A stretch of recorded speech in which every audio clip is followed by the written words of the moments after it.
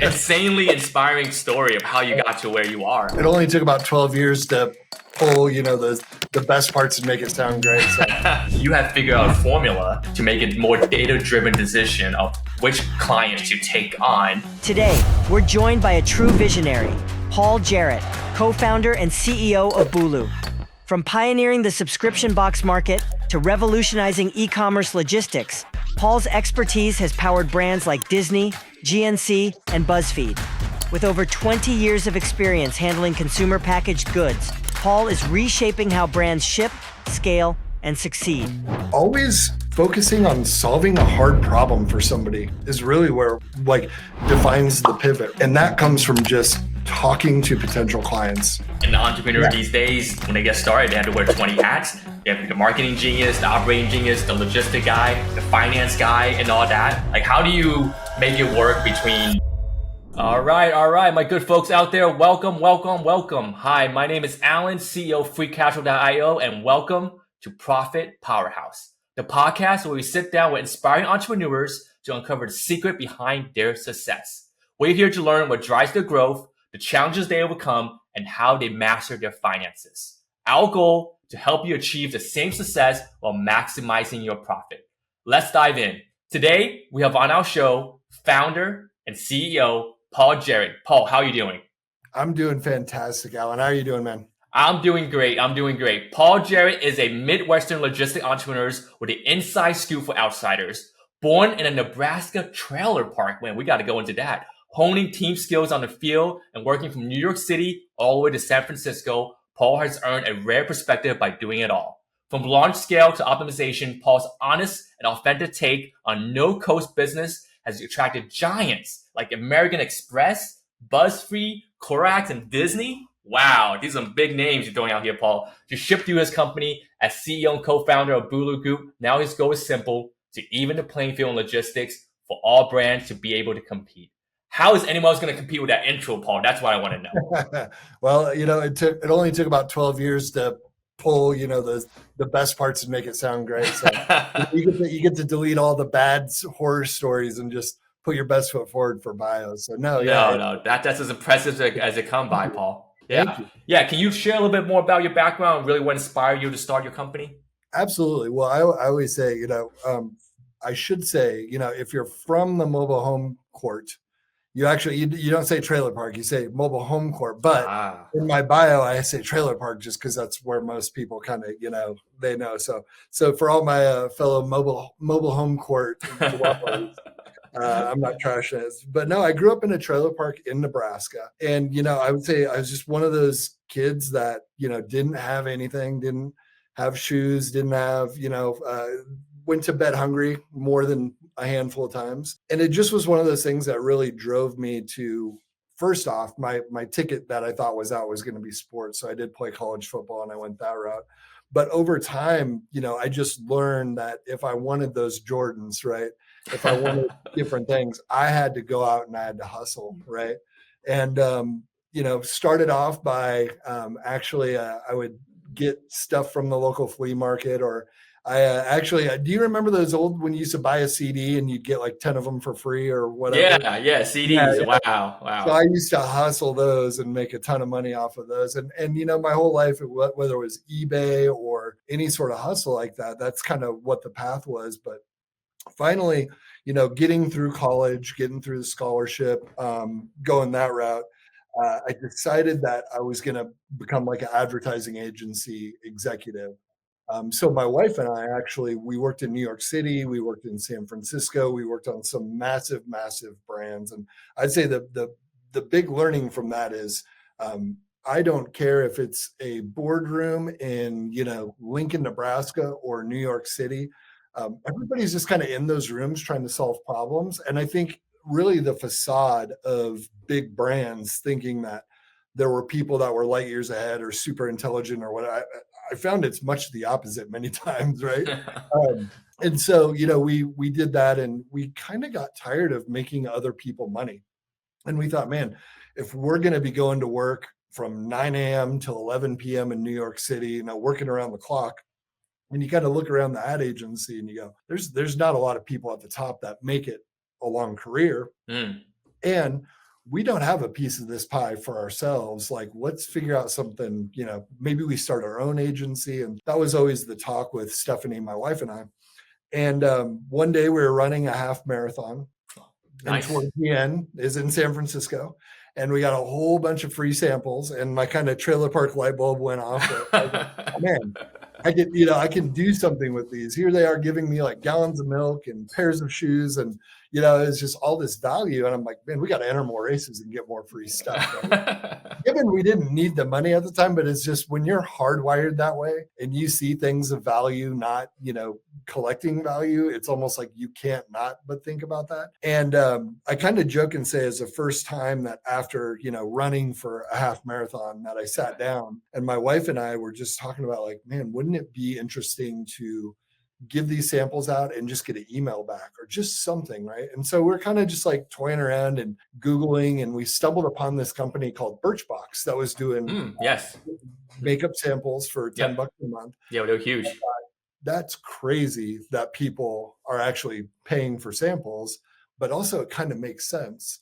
And how many ideas have you ever Googled where you Google it and there's 20 of them that already exist? Imagine having like a really good idea and you Google it and nothing shows up. Oh, this a light bulb moment.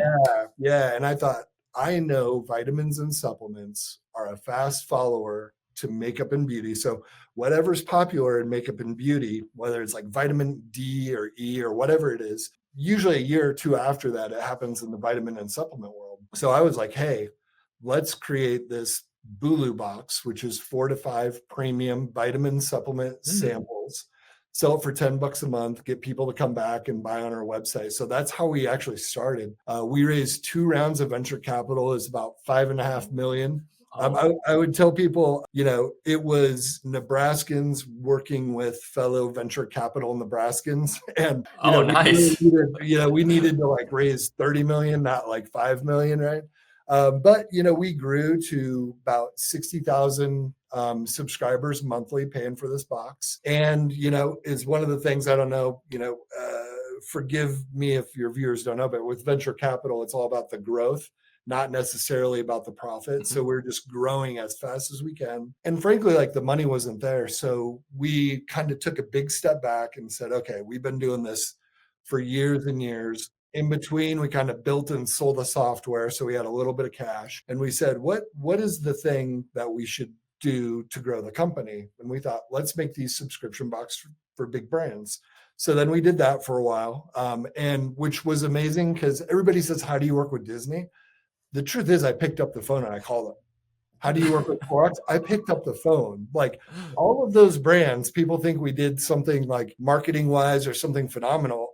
No, I called them 100 times, or somebody on my team called them 100 times acting like me. And, when the phone got through, you learn these amazing things like, hey, I have a package for Janice, I need to talk to her to deliver it. And then you actually get through to the head of marketing, Janice, and you can talk to that person. And Genius. Say, yeah. So you learn those tips, but we started doing it for other brands. And then the pandemic hit. And to be brutally honest, all those clients either didn't pay the bills or they left. And we went, wow, this really kind of sucks. We have this Bulu box. It's growing, but it's not making money. We're working with these big clients and we highly profitable off them, but they can just leave on a whim. What assets and what do we actually know that can create our own business and our own independence? So actually in October of 2023, we bought Bulu 100% back from our venture capitalists. Oh, wow. Which never happens. And it was the good buy. It was the right kind of buy for us. And we said, let's go to all the mid-market brands and teach them and offer to them a way to ship like the major brands. We now know how to ship globally for Disney. We now have the software and the knowledge and the know-how to ship to retail shelves, to ship to customers' doors, to ship through social media, which is huge. We got Ryan Trahan, big social media YouTuber, one of our clients. Hulk Hogan's another one, right? Wow. Yeah. And we went to these brands and we said, look, we know how to ship for the biggest brands in the world. Why don't we offer you that at a price that you can actually, afford. And so we did that in October of 2023, bought the company, and we've grown from 8 to about 75 clients. And we're currently looking for more warehouses and warehouse space. But the coolest thing I think out of all of it is we've been a company that was venture capital focused on growth. We have built a software that was focused on growth, and we've been profitable. But to be profitable and independent and own your own business, it's probably the most rewarding out of all the different kind of business models. Also terrifying because being pulled in our warehouse now, and I'm like, no, keep the temperature down. Before when you're venture capital, you're like, turn the heat up, right? Now I'm a turn the heat down sort of guy. So yeah, that's kind of the super quick story of how we got to where we are, and now we're just shipping, logistics for the brands that we believe in. So we'll get 10 calls a week, and we're in a fortunate position where we kind of pick and choose. And I think we got a good predictor of who will do well because we kind of run our own formula. So yeah, it's been a blast, but some really terrifying moments weaved through that 12 years for sure. Wow, Paul, just through all the various pivots that you just walked me through, right? Yeah, it's such every 3 years. insanely inspiring story of how you got to where you are. I mean, Thank you. I think there's just so much to even dig through all the statements you made. But like, first of all, is there just one defining moment in your head, like a pivotal moment that you think really, took you to, where you were maybe struggling and not sure where the business is going to where you are today? I think that the thing that there's probably two things. One happened before we started the business, and I was at an advertising agency. We're about 300 people, and we lost a client, and overnight, half of the agency got fired and the other half got paid. That really made me process like, wow, whether you own a business or not, you really don't know when your time is up. So it's really not as secure as I thought working for somebody else. So why wouldn't I take the risk myself? So that was like a big thing, is you never know when your time's up, and you're not safe working for somebody or, for even yourself getting clients. So that was one. And I think the second thing is, always focusing on solving a hard problem for somebody is really where like defines the pivot, right? Like when we first started, we were actually solving what the return on investment was for a sample packet for big brands. And then when we did boxes for Disney, GNC, the subscription boxes for them, we were really educating them to the value of subscription. I mean, a lot of our data was used for them to go on and build like Disney Plus, which is just wild, right?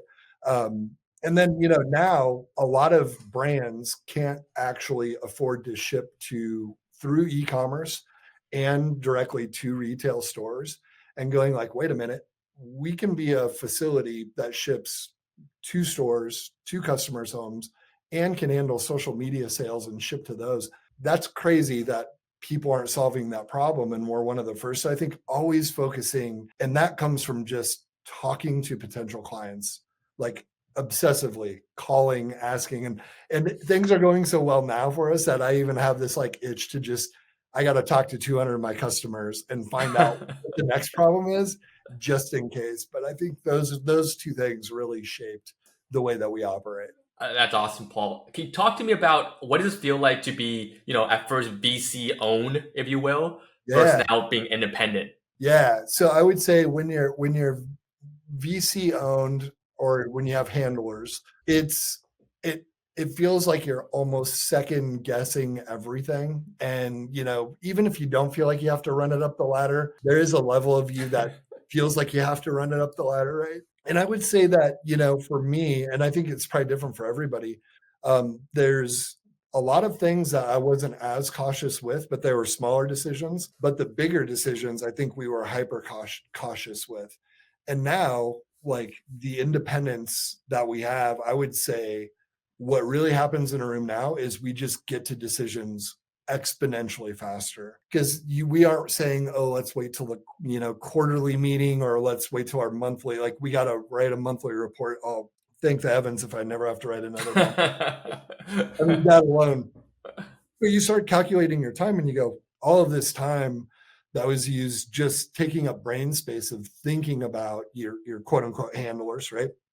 All this time you're thinking about your monthly reports, you're kind of thinking about that. Now it's just going towards the business. And now like, I would say there's about 3 of us on our leadership team that we were like, hey, we have a lot of extra time on our hands now because we used to have to run the business and think through all these other things and create reports. So the independence is awesome, but also I will say it's a little strange 12 years in that you buy your business and you're like, hey, how do we get a line of credit? Hey, we got to call a lawyer and do this thing. So there's all these little things that we all kind of chuckle out of. People think we should know, but we're like, hey, if you're VC funded, there's a handful of things that you never really for you. figure out. And so, in certain areas like forecasting, we're so far ahead of the curve with that. But then on really simple things like, do we apply to get a credit card? Like, what do we do now? So, yeah, but it's fun learning a lot of those small things that we didn't have to learn in the beginning. I mean, it sounds like you're learning to be a true entrepreneur, right? Like an entrepreneur these days, when they get started, they have to wear 20 hats. They have to be the marketing genius, the operating genius, the logistic guy, the finance guy, and all that, right? But I guess VC, the added element is that they give you that support, but you never feel like anything you make is truly just an independent idea. Would you say, like, you have to kind of like, vet it with them and go back and forth before you can actually launch something. So just some of that bureaucratic step that you have to go through, right? Yeah, and it's so true. And it becomes hard to, as time goes on and you dedicate, your life to something, you go, ooh, this probably isn't going to be $1 billion business, which is 99% of venture capitalist investments. And you go like, man, it's how do I find the kind of drive if something, at the end of it, you're like, so many startups and venture capital funded companies are just working for a different sort of boss. Mm-hmm. And they actually don't own a lot of it, and they don't have the independence, and they're just cutting a check to somebody. So there's different levels of those startups, but yeah, it definitely feels, like we're out in the wild hunting and gathering and there's nobody back home to solve things. There's no group of lawyers to call. You're gonna have to figure it out yourself, which is awesome. But it was nice having it for a while to kind of get our feet on the ground for sure. Yeah, I mean, because you leave a 9-to-5 job to not work for somebody again, and why would you go back to that kind of model, right? Mm-hmm. It doesn't make sense fundamentally. Exactly. Yeah, like there's one part, Paul, that you mentioned in your intro is really interesting to me, is that you have figured out a formula to make a more data-driven decision of which clients to take on, because you know how successful they are. I think a lot of our e-commerce listeners out there will be very interested to hear if you can share a little bit more of that. Like, what is it you're looking at? What data points, what metrics, so that they can kind of shape their companies, be like, I need to be this kind of successful company, so Paul will pick me up, in the future. Yeah, I'll say there's a couple of things. I mean, it's different for everybody. Mm-hmm, and I would say for us, we're really good at vitamins, supplements, food, makeup, beauty, and for some reason, outdoor products and pet products. So we know the things to look for. But I would say a few things that get us really excited is companies that, and this used to not be the case, when it was strictly e-commerce. That's what we would look for. And we wanted just pure e-commerce base. I would say now it better be e-commerce plus a dose of maybe retail, but also maybe like social media, which a lot of people might put it the same way, but I'm saying like selling on different channels. So we get excited for people that have great sales that are selling in one channel, because we know we can bring them all different channels. But we also get excited for people that are already in those other channels. They just can't kind of support and deliver those things. But I think that inevitably for most consumer packaged goods, there is a point at which they're going to have to go retail and get some of that market share, right? And it might not be in the first year, 3 years, or 5 years, but they're going to have to do it. There's just way too much money being left on the table on retail and in physical stores, right? So that's something that gets us excited. When companies actually bundle their products together, this seems like a simple thing, but it kind of, I don't know, it really helps you kind of understand the education level of the e-commerce company. Let's say there's an e-commerce company that sells vitamins and supplements. Sure. Yeah. If they're just selling everything as individual products, that's cool. But if we start to see them package up and bundle and maybe even work with other companies and create bundles of products, that's always a really good indicator that they know what they're doing. And I don't know exactly why, but it just seems that anybody that's creating bundles, anybody that's creating kits, and it doesn't have to be all the time. It's just they're offering those things. Those companies seem to do well. We also, in order to get the correct shipping price, we get to see, sometimes 3, 6, maybe a year's worth of shipments. So we can kind of tell the volume that they're doing. So we run what's called a rate sim. So we don't ask for any of the customer data, but we do ask for, how many did you ship for the last 3 months or hopefully a year? And you can kind of start to see the forecast after you get that data. And then I would say the other thing is if they're offering any sort of subscription, and especially the companies that like maybe at first glance they don't seem like they should have a subscription. Like let's take like a cleaning company, right? You might be like, well, it's just a cleaner. Do they really are they going to go on subscription? But what we see is there's always a percentage of people that purchase e-commerce that will get some sort of subscription. Like it's like maybe around 1%. So like maybe around 1% of all your buyers through your e-commerce website will sign up for a subscription. I don't care if it's t-shirt of the month or if it's cleaner, right? If we see those things, if we see their shipping history, that's probably the biggest thing. But you see these things where they're dabbling or they're talking about going into retail. They have kits and bundles, and those little indicators are really the things. And some sort of subscription, or maybe a 3-month like purchase, or maybe they're just bundling up a bunch of products and giving people a 6-month supply. Those are the things that we go, oh, okay, they know what they're doing, and we can kind of add to that. And now they can ship anything they want to any location ever. Now they can do bundles in retail. They can do, kits through social media. And then the next level that we see, the best of the best, is they're selling specific things to specific channels. So they might have a Groupon bundle.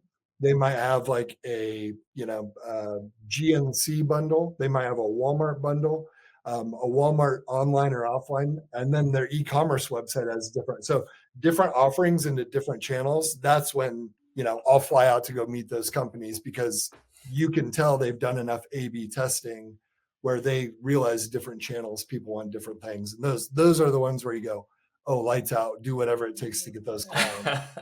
So bundling is definitely the name of the game, right? And plus subscription on top of that, right? So obviously a true believer of the recurring revenue model, right? Of how always having these loyal customers that's on your subscription list that want to keep buying from you, honestly. I even tell people, go create a product that can be subscription, because so many times that subscriptions can pay for your rent and your, electricity bill, keep the lights on. But yes, absolutely. Yeah. Paul, I would love to also know your insight about, the rise right now of TikTok, right? Of TikTok Shop, TikTok Live. I would just share a little personal anecdote. So recently I was on TikTok and they just kept blasting me with this one ad, right? From this company, it's called Neurogum, right? Yeah. And they're like, you got to buy this. It's going to give you so much focus and attention. And then I keep seeing things. I keep seeing other influencers, doing their product. And then I see them just going live and saying this huge discount. And finally I got convinced. I bought it. And I was like, wow, they even offered 3-day shipping. They must have figured out their logistics and everything too, because people are just getting these products fast. They're doing reviews fast. So I'm like, I know Amazon FBA is still the king of the game, right? Of as far as channels, but I think TikTok is really creeping up on them if you ask me, but I would love to have an insider opinion on this. TikTok is absolutely insane. We get phone calls from people that are selling an aphrodisiac chocolate bar. And they did 40 million. Might need some of that. And they did 40 million in sales. And you're like, how many of these aphrodisiac chocolate? And you can see the trends, but I would say, again, like a lot of these companies, we're trying to get them to think about not just TikTok, but also it's hard to deny when they're getting the amount of sales. But TikTok is absolutely going like gangbusters right now. Another trend that we see is just any sort of channel, whether it's Amazon or I forget some of the other websites, but the ability to sell live, that's been like huge. So like, of course, TikTok and some other places. Amazon's got some of that going now where they have influencers that talk about your product live. But I would say that is the thing that when we talk to our clients and we see these blips of like, well, they had a ton of sales, and we pick them up and we go, what did you do? A lot of them are finding different platforms to do live sales on. And so they're email blasting their clients saying, hey, the founder is going to be here, at this link, talking about the product live, and they're going to be selling. And those absolutely TikTok, but I think the thing around the horizon, and I'm saying it'll probably become, I think it feels like more popular in a year or two, but I think something to be ahead of the trend is to get live, even if you have an influencer do it or whatever, but that QVC kind of vibe of like buy it now while you can. That's been really popular with, I would say, the best out of the 75 clients that we have. The top tier of them are kind of just getting into that selling live game. Yeah, it's incredible. And I'm glad you mentioned QVC because that's what it feels like to me, right? It's And in the old days, like how like, hey, just 3 easy shipment of 1995, like all that stuff, right? That usually like gets people going because like, oh, just 1995, I can pay for this. And it's hardly like 24 payments, but but then you still think it's only 1995 a month, right? And then you just that's your recurring revenue, man. Random vacuum cleaner, right? Yeah, but no, it's very smart, right? Because you've seen this live demonstration, right? One weakness I would say Amazon before they got into this game is you literally just see this not moving static picture on a product page. I'm like, and you have to stare at it. You can maybe like spin it 360 if whatnot, but then that's it. Is this going to work when I get it home? I have no idea. I guess this prime shipping and I'll find out in 2 days, but then you have to go do the hassle of returning it. You get it and it's about half the size.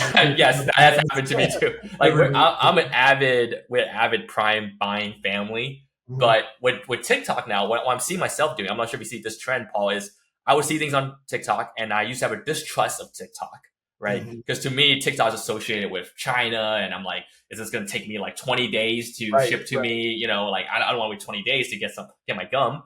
But now what I'm doing is like looking at the videos there, but then searching it on Amazon. See, like I trust the Amazon reviews more, right? Than what TikTok's doing. But I'm like, oh, there's good reviews, but half the price on TikTok. So it's that's exactly, like, which way I go with, what we see, like that's what most buyers do. And I think that's why it goes back to like the importance of maybe you're selling like, was a last client that came to us, they had like a hairbrush. Yeah. And so they only did certain colors on TikTok. And then they did different colors on Amazon, right? So Smart. If you wanted like the black glitter brush, and when you see those little like nuances, you're like, oh, they know what they're doing, right? So I think that's one way to do it. Or you go check out Amazon, and it's bundled up with like shampoo and conditioner, and it feels like it's like, right, but it's actually like a higher margin product because there's just more in there. So yeah, that's it's wild to try to keep up. 10, 12 years ago, we thought we're like seeing it all. And it's just amazing how trendy everything becomes. Yeah. And just now you keep it innovating. That Apple Pay is changing the game too, right? Oh yeah, I love Apple Pay. Sometimes I'll forget my wallet and be like, dangerous. I can still pay for things. It's dangerous. But it's connected to the family account so that everyone sees my purchase. So that's the downfall. But I digress. So what because I'm talking about trending here, Paul, what do you see, this emergence of AI these past few years due to your business and maybe just to e-commerce brands? Like how has it benefited them? Do you see it as any sort of risk now that, I would say it lowers the barrier of entry a little bit, right? For guys to kind of jump into it. But then again, if everyone's just following the same template AI response, right? Yeah. Is anyone really standing out in the industry? Yeah. I think it's something. So here's something that I really can't stress enough to people. The logistics industry is painfully archaic. People really want to think that it's like a complicated, there's AI and there's all these things going on. But the truth of the matter is a lot of companies are still running off Excel and they're like boots on the ground. And I'm talking way bigger brands than you would ever imagine, right? And what I see happening is the softwares that people are using are starting to have AI built into them. And we've done some ChatGPT, we've done certain prompts. And I'd say that, one thing that we recently did was we connected ChatGPT to our CRM. Oh, nice. So our sales team could just ask questions and, say like, what if we're looking for this type of client, make us a list of 10 that we should call. And what we see is like 6 of them are like, yeah, no kidding. And then, 2 of them, you're like, oh, wow, like that makes sense. Yeah, we probably would have thought of that. And then 2 out of nowhere where you go, oh man, how did we not think of that? Right. But I would say for the most part, they're in the logistics industry, it's just going to be things that are built into the software. And most people, as you know, like most people are already using AI and they just don't know it, right? As far as like where I think that AI could help the most in our industry is all built really off of barcodes and tracking. And, that moment where some bill of lading or some physical piece of paper gets lost, but you're able to utilize AI to like kind of like manufacture what it probably would have been. That's where I see it helping the most, right? Is where, you could use AI and track down kind of the point of origin for a package and kind of figure out like how long it would take or where the package end up. But, for the most part, it's just going to be things that are built in because this industry now, I mean, most companies just need to focus on getting off of Excel to manage, the warehouse and the inventory. And that's been the thing where I would say we differentiate ourselves the most is that we've built like 150 plus APIs that already connect to a ton of systems, right? And we work with another company that manages those APIs. So, just the fact that we're like, hey, copy and paste and sell in Walmart or sell wherever, most companies like in our shoes, like would have no idea what an API is or like how that's operating, which is just shocking. But there really is an archaic feel to logistics. And I think it's one of those things that's a prime opportunity for software and developers to actually look at an older industry like logistics, because there's plenty of simple problems to solve where they can make a lot of money. Yeah, for sure. And I'm guilty as charged as far as being an Excel user, right? In our company, but it's a little different when we're going like logistics and other more higher tier companies. I would think they would be. If you don't have to track barcodes globally, then I think fine. Yeah, exactly. And I know you're a big systems guy, Paul. Like, do you want to share some tip about how you kind of manage your daily work? Like, you're obviously a very busy guy. Like, how do you make it work between and still have that work-life balance you kind of need? Being also a family guy. Yeah, I would say that I don't believe in the term like work-life balance anymore. I just believe more in work ebbs and flows, right? And there's going to be times where you're crazy busy and there's going to be times when you're not. And I would say that the thing that has helped the most, and I probably started it about 8 years ago, is I think it was off of 7 Habits of Highly Effective People. Oh, I read that. In the quadrants where it's like urgent and important, not urgent and important, not important, but urgent. Yeah. So I actually, in my calendar, I block off time, and anything that comes in gets labeled as urgent and important and color coded. So I can kind of look at my calendar, and if I see reds, that means I'm probably behind because everything's urgent and important. But you want to work in yellows, which is not urgent, but important. And that's where the strategy happens. And then really, so many things that I think people do are urgent, but they're not really that important. And I think by looking at your calendar of 40 units of work and trying to plan at least 2 weeks out and breaking down things into like simple digestible things and color coding it, important or not important, what it's really allowed me to do is say no to a ton of stuff. Right? Like things that come across your plate that look like opportunities, but you're like, man, but strategic planning is coming up and I actually need that brain power instead of doing that other thing that feels good because I check a box, but it's not actually that important. So I think really planning your calendar out and protecting your time and either color coding it or coding it in a manner where, you just aren't doing the things that are on a deadline, but you're really carving out space for some, like, what do they call it? Deep focus or kind of deep thinking time. Yeah, that's been by far the most important thing that I think I've done. And then, then you can just call it quits at 5 p.m. and do your thing. That's the dream. That's the dream, right? These days with how transcendent work is right now, right? Because you have your phone, which access all your email, all your work stuff. It's kind of never ending, right? I feel the same way, right? Because like I'll be at dinner, I'll be like, oh shoot, some point client thing is coming up. If you don't have good separation, it's very hard. Like for me, like I don't know if you also do this, Paul. I use what I call zero inbox, right? So every time emails come in, it gets labeled like kind of what you're doing immediately, absolutely. Right? Like this needs follow up. This is just junk, right? This I can keep a reference. Oh, these I'm waiting on, client responses, things like that. It just helps me organize, right? Because I see like I used to see like 2,000 emails in my Gmail, right? And I'll be like, where do I start?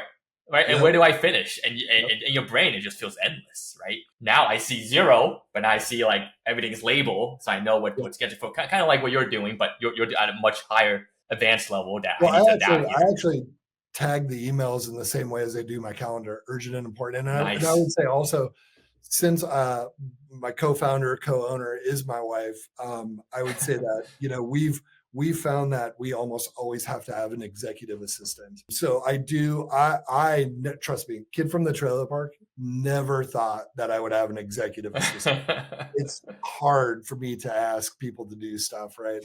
But what I have found out is the amount of time that if you have a good executive assistant, and it takes time to find the right person, but I would say that I know a lot of owners, founders, et cetera, that don't think they're in that spot where they should have an executive assistant, or they've tried a virtual assistant or something.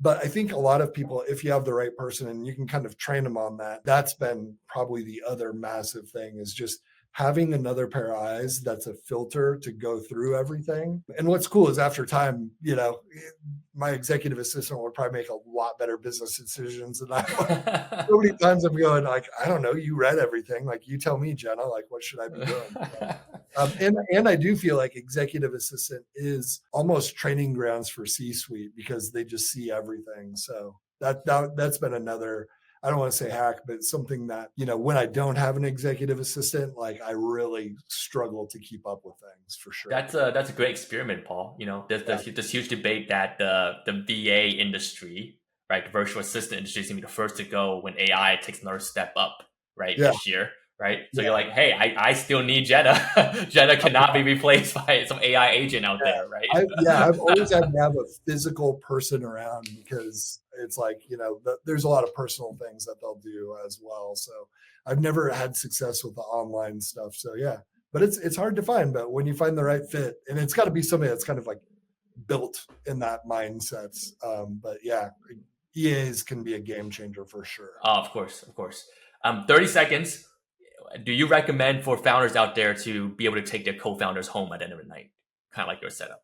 To be able to take your co-founders home. If they're attracted to them, yes. Okay. Just kidding. But, you know, I know there's a lot of dynamics, right, when working with your significant others, who's also a business partner in the game with you, right? Yeah, no. A lot of, do you see yourself ever getting into like disagreements and, you know, possibly taking it back home? Okay, yeah, that's the downside, right?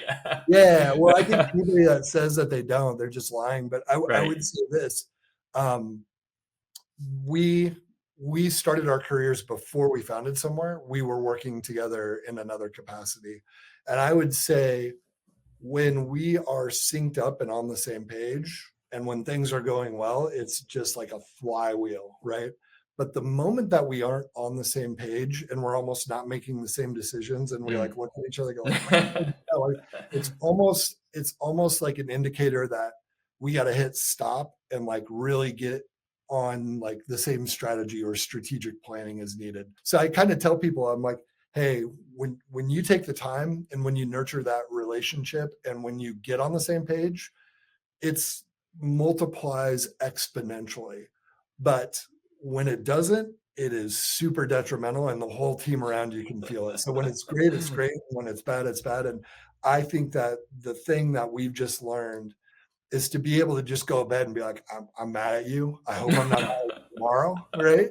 And then you go through it. But like we've had like a bad year, or maybe years before. You know, the pandemic was just, if we can make it through that, you know, we're kind of bulletproof, right? But that was a super challenging time in logistics, and, you know, to have a spouse and whatever, but I wouldn't trade it for the world. Frankly, I don't know how people found companies or run companies without having somebody that they're super, super close with. No, at least makes sense. Stages. Yeah. I mean, COVID was definitely a true test there, right? Like how strong relationships are, because you're like cooped up with that person who you didn't expect to be cooped up with. And you're like family members coming to live with we're us. Like, if we can last through that and that kind of energy, you know, I'm still recovering. we're a little bit scarred from that, but it'll be in the history Yeah. books, and we can tell children about it. It's like, yep, that was me. I lived through that COVID-19. I've heard a term that they're calling the CEOs that like started and made it through. They're calling them wartime CEOs. Wartime, nice. Yeah, like if you made it through the pandemic as a CEO, there's a badge of honor. You can ask for more pay at your next gig or something. Your company didn't go under during COVID, so you made it. You made it through. Yeah, cool. Side note, I don't know if you noticed, but like we're starting a new generation this year, Generation Beta, right? So it's a new generation of people that we got to get used to and to advertise to, next when they become kids and preteens and teens. So also new lingos to get used to. But I digress. I have a 5 and an 8-year-old, and I love listening to them play Fortnite. Two boys, I imagine then. Yes. Okay. They're probably way too young, but I hear all this language like glizzy and skibbity and whatever, and I'm like, okay, fascinating. Like, what does this stuff mean? And I have 2 girls, 6 and 4, and it's the opposite. It's all princess talk and spa and painting my nails and all that stuff. Dude, I could go for that. Yeah. It's the complete opposite. They didn't get fart guns for Christmas. They did not. They would say ill, right? And say, "Where's my unicorn plushie?" Yep. That's awesome. Yeah. Cool. Paul, this is the segment where we want to know how strong your business is financially. We would love to know, for our audience's sake, who's very interested in the tax and financial aspect of things, is how are you doing? How are you handling everything from taxes to financial management, and how is that playing a role in your business growth? Yeah, well, I would say the business is healthy as it's ever been, because, we might not be making as much revenue as we used to, but we're making good profit. And I would say that a lot of that comes from understanding our industry better and what the competition was doing and what the profit margins were, and then kind of figuring out like where we fit into that. I used to handle everything for the first couple of years. And I would say that probably not what people want to hear, but probably the best thing that I've done is actually let go of a lot of those things. So, I remember when we found our first accounting firm, we went through about 2 or 3 and we kind of bit the bullet and found the best of the best locally, right? Hiring internally, like a controller, a CFO. Mm-hmm. So I would say that when I was in control of those things, it was more or less somebody Googling and kind of putting it together, right?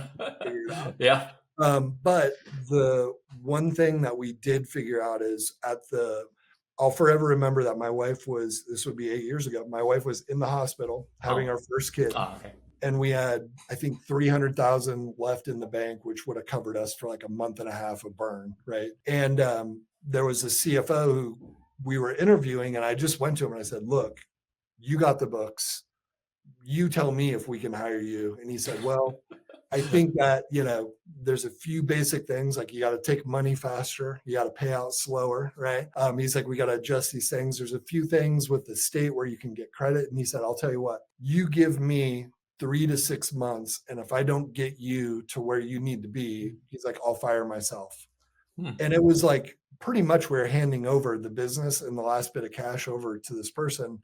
But I will tell you what, his name was Hank Pfeiffer, and we had him for the better part of 8 to 10 years. And he really educated everybody. And we saw what a first class kind of premium CFO can do. And that was really probably the biggest decision, because I really truly feel like if we never made that jump, that leap to hire a professional to handle stuff, that we would have still just been eking by, and probably the company would have died. But we did. It feels like I got goosebumps thinking about it, because it felt like the biggest risk. Here I am in the hospital. I'm like, "Okay, you're hired. Like, I guess I'll see you when I get back." And this guy came in, and one of the first things he did was secure like a $200,000 tax credit, which we had been trying to do with the state. But because he was a former lawyer and he knew lawyers and he knew what people wanted to say, so I'd say making the leap and hiring that professional, and continuing to hire, like really focusing when we have a gap in our financial team, finding the right people. That's probably the most important thing that I've ever did, which is humbling, because you got to basically admit, I'm not the best at this. I need to go hire the pros, which probably sounds like a big plug for you, but like, it's the truth. You have to find people that are better at things than you. Like, that's when you're hiring correctly, is you hire people that are smarter than you are. Yeah. I want the audience to know this is my first time meeting Paul here on this podcast. Did not Some of the pay him a penny. Yeah, did not pay him a penny. Oh, but yeah, Yeah. check later But on. it is I got true. you. I got you. It is No, true. that's awesome, and it's great to hear, right? Because a lot of clients that we interview, right, that we go on calls with, they tell us they have a lot of hesitation and fear and not sure they want to, like because they hold it so dear, right? A lot of people grow their business 5, 10 longer years, and they're like, I gotta hand over all this sensitive information to a stranger, like the CPA guy, like, you know, like, are you sure? Like, is this really gonna help me? And then I ask them questions like, so what have you been doing to keep track? Like, write down my notepad. What do you do? I'm like, oh, okay. Some sticky notes here and there. I'm like, and I stare at them. They stare back. I'm like, oh, they're completely serious. Mm-hmm. This is how I've been keep track for the last decade. The bigger fear, if you were educated in, you know, most positions, whether it's HR or finance or whatever, the bigger fear would be like thinking about continuing without getting the professional help, right? Yeah. And so many times, you know, when our business has become stuck, you know, there was a problem with our, you know, head of HR and hiring practices, or, you know, finance not knowing how to secure certain loans or like whatever. But so many times, you know, I think people really underestimate. It's the old saying, like, the people that got you there probably aren't the people that are going to get you to where you want to go. And that is a brutal truth of, you know, running a business. No, and that's an important lesson, right, Paul? Because at certain points of business, you don't need it all, right? If you're just starting out, you're hiring a CFO, you're probably overdoing it, right? Yep. You had to be at a certain point where your business growth is at a point where you can support a CFO, and two can actually execute the game plan. You know, this CFO or this, you know, outsource team can do for you, right? Yep. What would you say is a good barometer or threshold? You think someone like an e-commerce company coming up where they say, hey, I'm at this, I don't know, volume transaction with this dollar amount where I think it's time for me to hand over the reins, if you will. You know, I would say that I don't know if I have a good answer for that, but the thing that I did that was probably really different is I would have people sign NDAs and stuff like that, but I wasn't shy to hand over our books to people and to go, take a look at this. You know, you tell me if we can hire you, right? you tell me what you would do if you were in my shoes. Like, what am I missing? And almost our best finance people have came back and said things like, you know, I think there's opportunity for me, and, you know, if not, fire me, or this is how much you pay me. But, you know, a true CFO should be able to, or a finance person should be able to use their experiences from the past and share that with you. And some of the best ones that we've hired have said like, oh, it's way too early to hire me. You need to, you know, why don't you hit this benchmark? But I would say that, and I think we were used to it because we had venture capitalists. And so we were used to handing over documents and having people give us an examination, right? Due diligence and all that stuff. So, but I'm really glad that we were that way, and we're still that way. You know, we had an employee come back who went to work for some government contractors and whatnot. And we just started talking, and I said, dude, I'll just flip over QuickBooks to you. You tell me. He's like, you know, took a day or two to look at him. He's like, yep, I went back in, and here's the position I want, and here's the pay. And we're like, he knows that's how we do it. So I think, you know, be cautious of not trusting people. And sometimes you got to just trust people. And also, you know, you might get burned or whatever, but, you know, you have to fork over information and data, because good people just aren't going to work with you if they don't have access to the right information. Yeah, no, that's great advice, Paul. And I would just add to it, you know, just make sure you hire someone that knows your industry, right? Yes. There's a lot of different kind of accountants, CPA out there, but some exclusively work with doctors, with dentists, right? Or just these type of clients. You want someone that speaks your lingo, so you're not explaining more about ROAS, right, and marketing metrics to them than they are to you, right? That's very. And they usually can find money for you faster. Yeah, that's true, because that's their niche. That's what they do all day, right? Exactly. And that so takes me to my last question in this topic, Paul. Through your years of experience working with CFOs and accountants, is there any tax deductions, what you talked about credit earlier, that you find that, hey, this is the one that's been awesome for our company, you know, throughout the years, or just one that stand out to you that you remember? You know, it's for the state of Nebraska, but I would encourage people to look up in their state what's available and don't be shy to apply for stuff, because I am always shocked at what gets paid for and what doesn't get paid for. I don't know if it's a federal, it's called the STEP program. Does that sound familiar? There's so many things that we travel to that STEP ends up covering. And it's a pain in my executive assistant has got really good at filling out. Yeah. But I would say that those things, you just can't be shy to apply for them. And I know that program has gone well. And then locally, there's an internship program statewide that we really use, and that helps out a ton. So yeah. Yeah, and then you gone through COVID time. So I'm sure during COVID, you had the credits, right? The employee retention credits, right? Oh, yeah, we did all that. On. Yeah. Yep. Yeah, super important. A lot of companies didn't do that, right? Because they didn't know about it. They left money on the table, right? That is the prime example of our company would not be around had we not did that. I think in total we took almost close to $1 million. Yeah, the PPP program, right? Yeah, and it was our accountants and our financial people that, I was more like other entrepreneurs where I was kind of like, there's no way we're going to get that. And I remember I looked up one time in the state of Nebraska where they were showing all the people that took money, and I was absolutely shocked at the amount of companies that did not take money. And we would not be around today if we didn't take that money, for sure. Don't leave money on the table. Uncle Sam will not remind you. Not going to give you a text to tell you to take that money.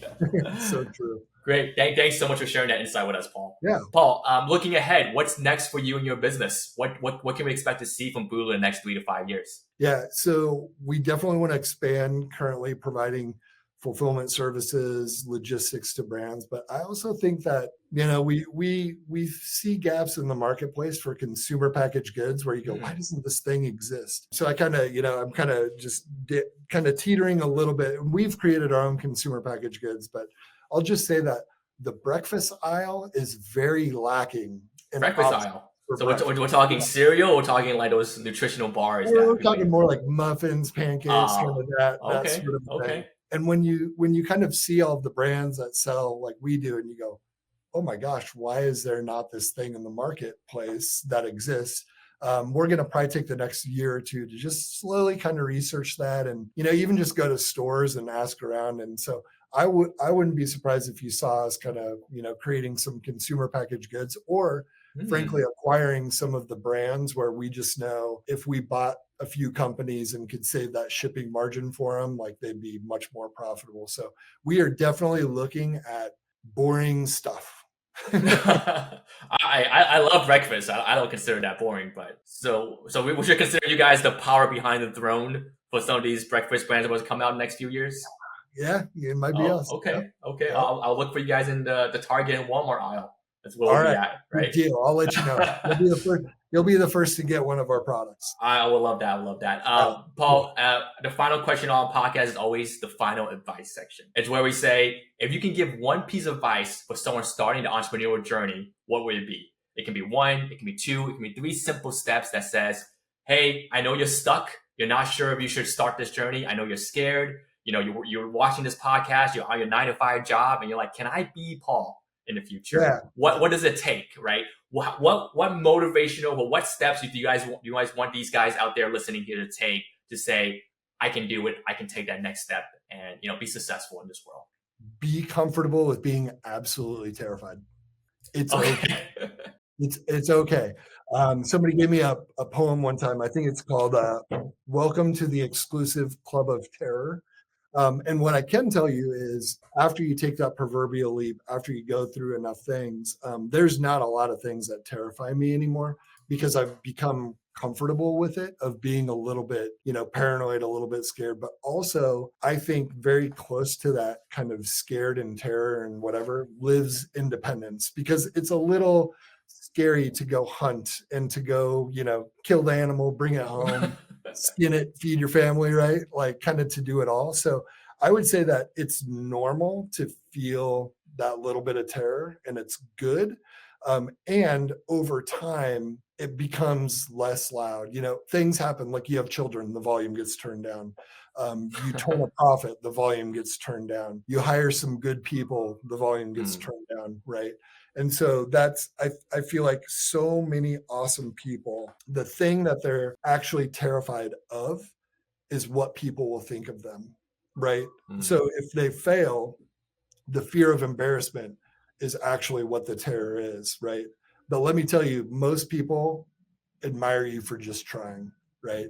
And so I would say, get used to it. Just know that if you take that proverbial leap, or even if you're running a business or whatever, like, don't think about the terror. And if you do, know that it's probably like something about being embarrassed or failing, but that's just part of the game, and you become really comfortable with it.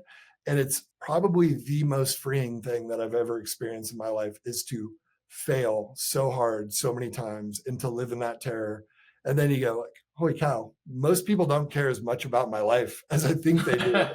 You know what I mean? In a good way, Like, don't worry, people aren't going home talking about you for hours or thinking about you for hours.